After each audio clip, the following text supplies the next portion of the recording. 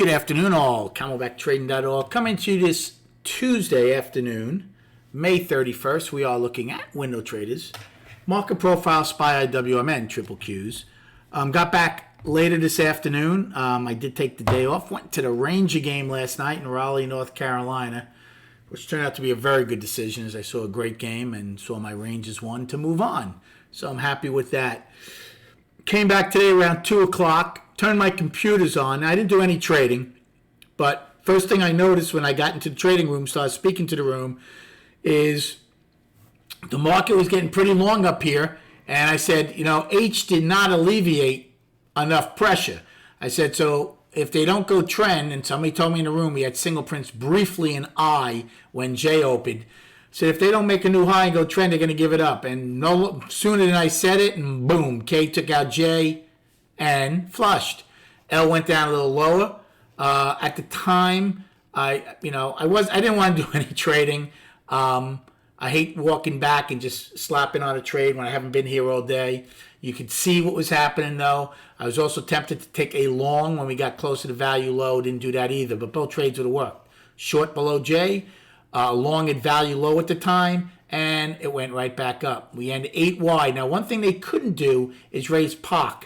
It ends 8 wide at B's high. A couple times they looked like they were going to attempt to raise it.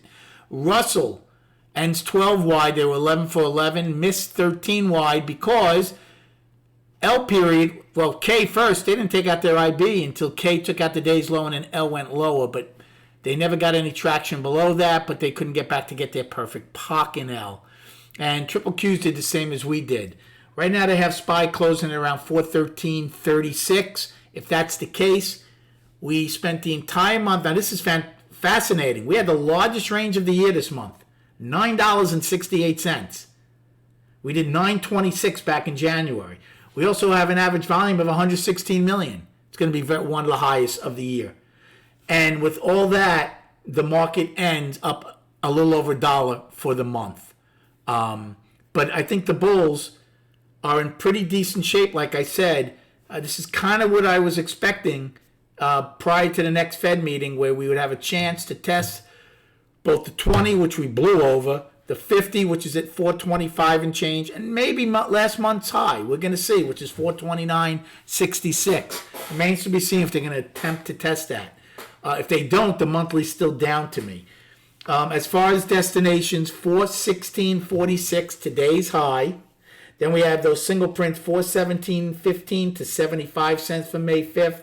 And then 418.48 single prints to 421.11 for May 5th. So those are pretty large. Also, we have price vacuums again. So our first destination to the upside, today's high. That's over $3 away. Downside, right now I used L's low as 412.07 as a pullback. 410.03 today's low. 407.70 daily low, and then filling the gap at 407.04. A 66-point gap. And then below that, we have 404.53 afternoon pullback low from the 26th, and a small set of single prints, 402.84 to 81 for May 26th. So please write those all down. Those are destinations up and down worth about $10. And think about it, there's not a lot of them. It shows you the price vacuum we have on both sides of the market heading into the month of June.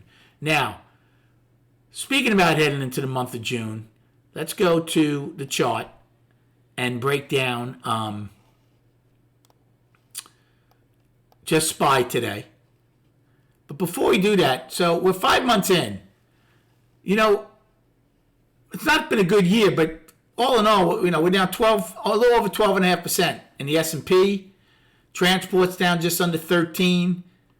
Dow's down just under 9. Obviously, NASDAQ's gotten whomped, down 22%. But so far, especially how we weathered the lows of the year so far, we'll see how we act going forward. So here's the monthly. Now, again, it's a very nice finish to the month, but it's still down. Yes, we closed inside of the previous 3-month balance, but unless we take out this month's high of 429.66, the monthly's still down to me. So right now the monthly is down in SPY. Weekly is up. It turned up last week, and we already took out last week's high. That's impressive. We didn't take it out by a lot, but we took it out. So the weekly is up. And then on the daily is also up. We're one-time framing up 4 days. So, we did pull back inside of Friday's range, but it's still up. And I still think we have a possibility. Again, this day from May 5th is the tough one. That's where all those single prints are in. But if we're able to finally get through that day and muddle through it, we should have a chance to possibly trade at the 50-day moving average. We have the non-farm payroll on Friday. Hope you had a good day trading. Thanks for the likes and subscribing. Come check us out at camelbacktrading.org. Enjoy your evening, and we will speak prior to the opening tomorrow.